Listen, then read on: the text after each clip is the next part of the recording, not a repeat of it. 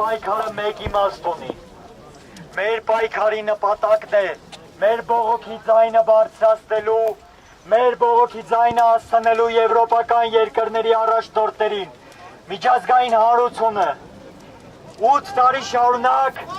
Նիկոլ Փաշինյանի վարած ապազգային քաղաքականության արդյունքում Հայաստանում հայ մարդը իր քաղաքական հայացքների պատճառով ենթարկվել է ու ենթարկվում է բռնաճնշումների։ Ամեն օր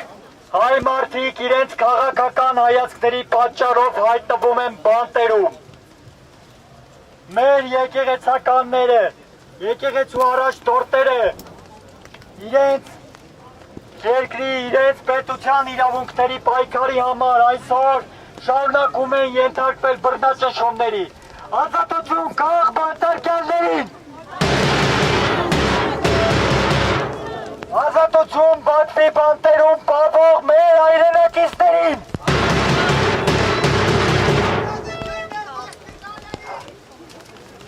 Ողջունում ենք ձեզ, սիրելի հայրենակիցներ, սիրելի լրագրողներ։